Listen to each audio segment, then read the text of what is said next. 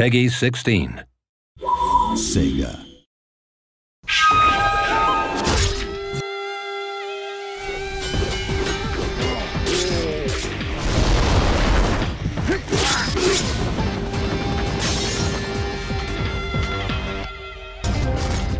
Shinobi is very fundamentally a side-scrolling action game. Even from the very original incarnation in the arcade, we wanted to preserve the core combat elements that made the first game so popular. So the strong melee combat system up close, and then the ranged throwing stars, in our case throwing knives, to balance out sort of that melee combat. I think if you mention Shinobi to anyone on the street, like, have you played this game? Did you own a Genesis? Like, most would say yes. Our main goal was preserving the design and sort of key elements that make the old games great. And that's fundamentally the great and tight combat systems, the interesting locations that you go to, the very cool enemies that you come across, and also that feeling of being just a badass ninja. We want you to be cool, we want you to feel awesome when you're playing this game. So we took those pillars and brought them forth, and we left those intact.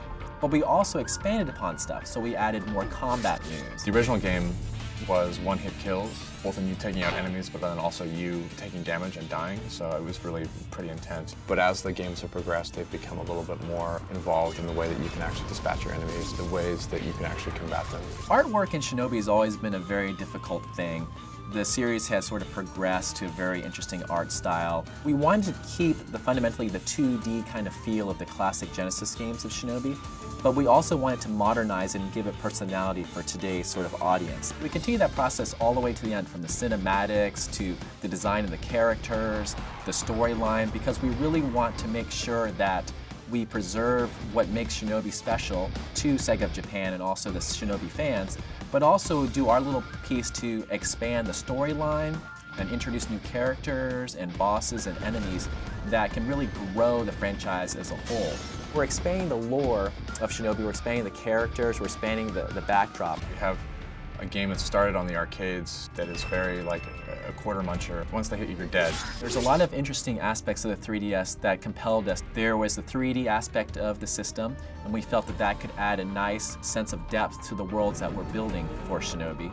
And then you have the touch controls, you have the gyroscope, and being able to add those new gameplay mechanics into the classic sort of action in Shinobi was another compelling feature. This game is Shinobi. I mean, we had a really passionate development team.